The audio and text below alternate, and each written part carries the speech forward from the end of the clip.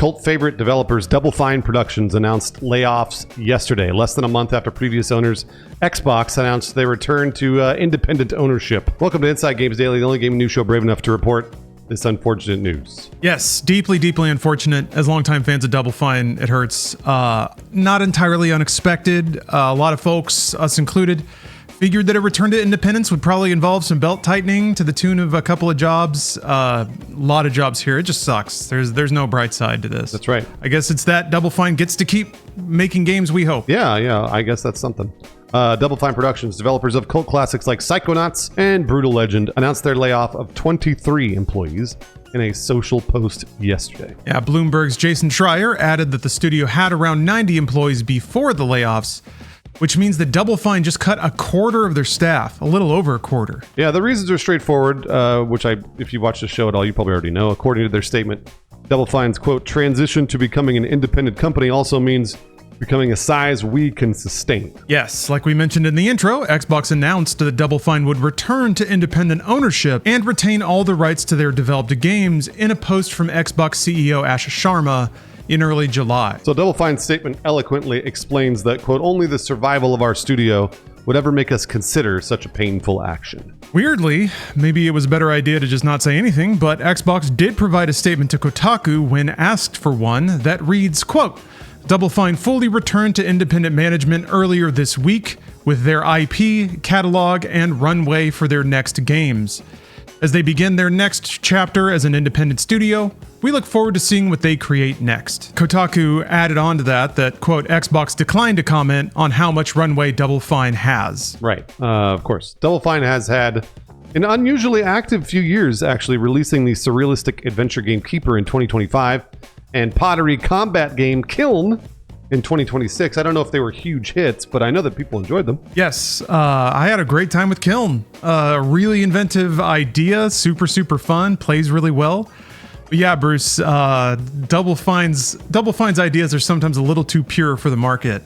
And I don't know, we'll see. We'll see. Hopefully the return to independent ownership doesn't have them chasing service games or anything like that, but hopefully it means they can find some success in the market. Yeah, they've always been incredibly innovative and inventive. So it's always really exciting to see what they're releasing. Even if we can't play all of them, it's one of those things where like sometimes I'm like, at least they tried, and I like that. I like that they're still doing that. Yeah, unfortunately, Double Fine isn't the only studio that's going to be fending for itself following Xbox's reset, quote unquote there. That reset did involve laying off 3,200 employees, only half of which we've already hit, then the other half are going to be over the coming year. And it involved Xbox divesting multiple studios. Of course, Double Fine was one of which. Yeah, Compulsion Games is in a similar situation to Double Fine, returning to independent ownership with all of their intellectual properties. And Xbox also announced that Ninja Theory and Undead Labs have signed with new owners to fund Senua and State of Decay 3, respectively. Yeah, but we don't know what those owners are. We haven't seen any announcements there, so hopefully that will be a very smooth transition. The final studio here that's basically being divested from Xbox is the France-based Arcane studio. It's a little earlier in this process due to French labor laws, so we're still waiting to hear what's going to happen with them, whether they go independent or find a new owner, or maybe the worst. Who knows? We'll just have to wait and see. Yeah, this is all left over from the legacy of Phil Spencer, and what I mean by that, I know it sounds bad, actually. I think it's more leftover legacy from a booming economy. We have a growing economy around the time that Phil Spencer decides that they want to buy all of these independent studios and start releasing games for Game Pass and then letting them make whatever they want, really, like truly. And it's a good spot to be in around 2015, 2016 when things are starting to pop off a little bit. And it's so strange because I think back to 2016 and I would be able to predict that this would happen. Like, it's like, I know it's going to happen because an economy works in cycles. And so I don't know that Phil Spencer was ever like, it'll last forever. Maybe he was just hoping all of these studios would release one really big hit. And then it would sort of like, they could then reinvest all that money made from that game back into the studio so that they could get through the thinner times, the tough times, which is what we're in now. Yes, it's certainly that. I think it's also, it's the resignation that Game Pass isn't really going to work, at least in the way that Phil Spencer envisioned it. And certainly in retrospect, a lot of people have sort of squared their appraisal of Spencer's strategy with the result, which is to say it's a bad result, so it was a bad strategy. I don't necessarily think that's the case. I think before the experiment was run on the market, it makes sense to have something like Double Fine on Game Pass. You have these really quirky titles that theoretically, with their creativity, puncture through the swath of games out there. Double Fine does not make, service-based first-person shooters. They make surrealistic adventure games where you play as a lighthouse that has like little crab feet and you crawl. Like, that's the whole. They do weird stuff. And again, if you're thinking about it from the outset of this strategy, it's the perfect complement to something like Game Pass. These quirky little titles that take maybe 6 to 8 hours to play through, something you've never seen before, but it sits right alongside Halo and Gears of War and all the big projects. And I can even see some utopian thinking there, that for people that only play Call of Duty, maybe if they have Game Pass and it doesn't cost them anything and it's a slow month and Double Fine just put out this quirky thing, that they'll install it and try it and have their mind blown and whole new rainbows and possibilities open up. Didn't work out that way. Despite the value proposition and the variety of games in Game Pass, I think what the data shows is that people just aren't interested in playing that many games, or at least the mass market is not. So regardless of the quality of the games there or even the price of the service, I think what we found is that the market is just not into it. They want to play the 2 or 3 big games a year, most people. It's usually like a COD and an Assassin's Creed and then maybe a bonus game if they're feeling frisky. But most people, don't play these wide spreads of $20 indies, quirky ideas. They like sticking with the franchises they know, and especially the games that they've been playing for the past 10 years. It's the same with any top played list, with the Steam being an exception. It's all games that came out before 2020. The games that are these quirky new kind of flavor of the week games very, very rarely puncture up into that, and only if it's kind of like a friend slop phenom that takes over Twitch. So yeah, I think that data wasn't there, and certainly no one else had tried it at the scale that Xbox did, and they gave it their best shot. I don't think anybody could claim that Xbox didn't spend enough money trying to make Game Pass work, and it's sad that it's all crashing in now. But Double Fine got to enjoy years of ownership and investment and hires and collaborations, and hopefully none of that stuff is destroyed. Hopefully those friendships remain, and hopefully those creative partnerships can continue in some form. But that's just, having been through a number of layoffs myself, same with Bruce, it's survivalist thinking. You gotta look at the past and appraise what positive you took from it, versus getting too hung up on the tragedy of what's happening right now. Easy for me to say, of course, but this is just how my brain works through these things. I also think there's this is the discussion around the MCU, the Marvel Cinematic Universe. There's a lot of people complain, they only make the big movies. Like, I only make 10 movies, and the movie business only has the 3 Marvel movies, and that's it. And that's actually not true. You can just go look around. You can find a bunch of indies. Obsession and Backrooms are great examples of indies that have broken out. And that's sort of the way I classify Double Fine. Double Fine is they're like an indie that I'm always waiting for one indie to break out. Psychonauts got pretty close. Psychonauts, I think, was pretty good. Psychonauts 2 was also great. They're great games that require a little bit of you to open your mind a little bit, and then play the game and be like, oh, there are things outside of Call of Duty and FIFA.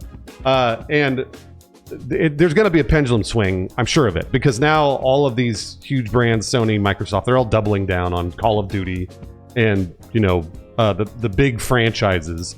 And in 2 years' time, everyone's gonna be like, where are indies? I don't understand. Where are those indies that all I ever see is Call of Duty? Like, no, those have always been there. You just need to go looking a little more. And once you broaden your horizons beyond that Call of Duty scenario, you will see other amazing games. And it just requires people to do it. And a lot of the times people, they just don't do it. And I completely understand. I'm not saying you should. But sometimes it is pretty cool if you do. Yeah, Double Fine is one of those studios that I think many more people want them to be in business and making games than people who actually buy the games and play them, perhaps. It's we all want creative vibrance in gaming, but unfortunately the mass markets and the money don't always agree with that. It's the same with any art form. Yeah, Bruce made an excellent allusion to movies. Same dynamics apply. Most people will only go see the big movies and then complain that there's nothing interesting out there. And then the indies come and go with very with nary a notice. So it's unfortunate, but let's try to end on a bit of a positive remembrance. I don't mean to put you on the spot, Bruce, but what's your favorite Double Fine game? Oh man, I mean, it's got to be. I think I've exposed myself most to Psychonauts 2. Psychonauts, I only got to play a little bit a long time ago, and everybody raved about it. And when I played Psychonauts 2, I actually obviously got to enjoy a friend of ours, James Willems, in the game. But Psychonauts 2 is such an introspective, thoughtful game. And I'm so not used to seeing that in video games. And I always tell you this, Lawrence. Generally, video game writing is terrible. Like, most of the time, it's garbage. Literal garbage. I mean, we're talking worse than, like, the worst movie. And Psychonauts 2 is not that way. There is something to gather. There's an actual moral from that story that you sort of have to, like, you don't have to think very hard about it. It's there. And I really enjoyed that part of Psychonauts 2, and I don't often get that feeling from video games. So that one is for me. That's the one. Yeah, they were really cooking with that one. It's not a big surprise having played it that it took a while to make. So I guess for me, under the actual Double Fine banner, for me, I guess it would be Iron Brigade / Trenched, 2011. But it's kind of like a steampunky mech game where you customize your mech and have to do all these missions. Kind of like almost like a Diet Armored Core, but a very weird and very stylized game that I put a lot of time into. I just played that game back and forth. And then if we want to throw it back into ancient history, pre-Double Fine era, I think Grim Fandango is my favorite, like, Tim Schafer connected joint. Everything about that game is so awesome. The Mexican culture infused in it, mixed with like a bunch of classic film allusions. It's, Casablanca all up and down, plus really great voice acting and super clever writing. The puzzles are a little mean. It is a late 90s point and click game, so easy to get stuck, but it's still a super charming game. And it really has, like, it's got a cultural depth that a lot of games don't have. Deep cut references that it executes pretty well. So thank you very much for the memories and the great games, Double Fine. We hope we can enjoy many more years of your creativity and your output. And all we can do is extend our sympathies for just how rough the recent years have been and just how combative the games industry has gotten. On the way out, before we end the episode, I'm going to do a little chiding here because I read the comments every day on Inside Games, just so you know. I literally do all the time. It's one of my favorite things to do. And I have seen often, since we were reporting on layoffs, so often, I see very many comments recently that are like, well, they weren't doing any work. Well, that was 14 layers of management. Well, blah, blah, blah. All this other bullshit that you have no idea about. You literally have no clue. So please, don't pretend to know how Microsoft or Double Fine operates and that you know that they need to lay off 30 employees. You don't. And instead, extend empathy and sympathy to people that are losing their jobs. Don't pretend to know how to operate a $1 trillion company, because you don't.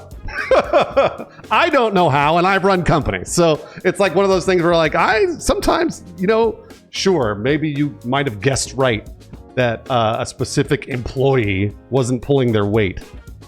The problem is, Lawrence and I have been on the opposite side of this. We've been laid off, both of us, many times. And I know at times I was pulling my weight and still got laid off. It's like, that's one of those things. I know that for a fact.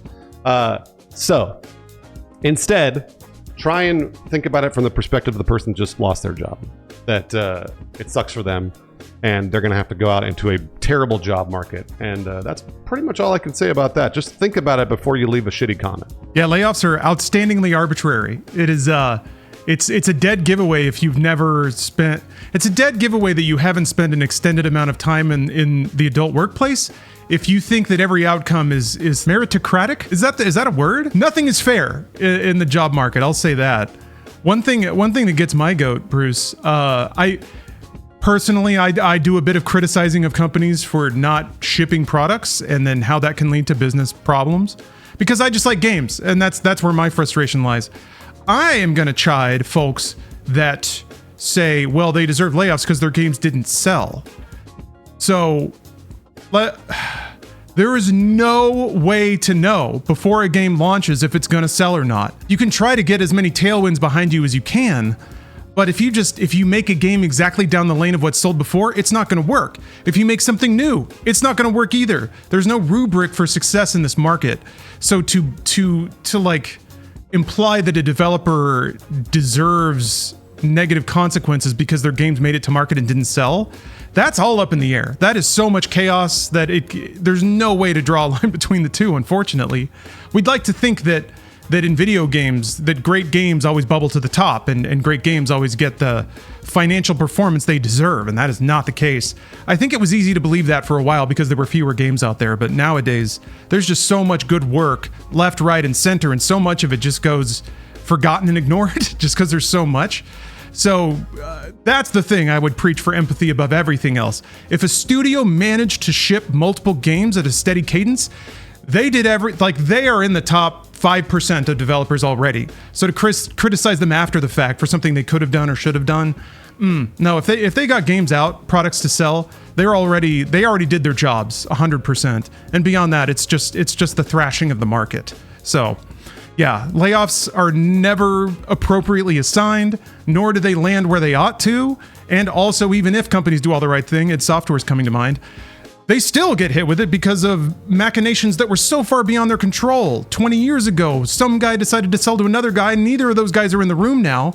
And because this dude had a vision for the entire corporate umbrella, somehow that filters all the way down after the fallout lands. So yeah, it's just all effed, is the answer. And I get the desire to try to make sense of it or apply some kind of justice to it. That ain't how it goes. It sucks. It's not like a video game. And very well put, Lawrence. Most of that shit that you're talking about with the machinations that they don't know, those are motherfucking billionaires, everybody. That's what they're literally just pocketing another 10 million and then throwing it in their pocket and then they're investing it again. That's it. That's all. It usually boils down to greed. Just so you're aware. So if you're like, they deserve to be laid off, all right, well, I guess you wanted a CEO to get another fucking $15 million. That's all it is.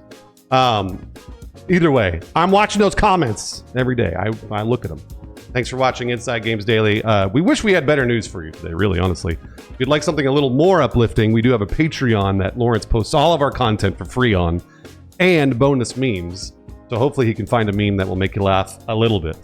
We'd like to shout out some of those Patreon supporters: Brendan Carney, Justin Winland, Hunter Reed, Baron 5X, and Justin Chair. We appreciate you spending your hard-earned money on us reporting news.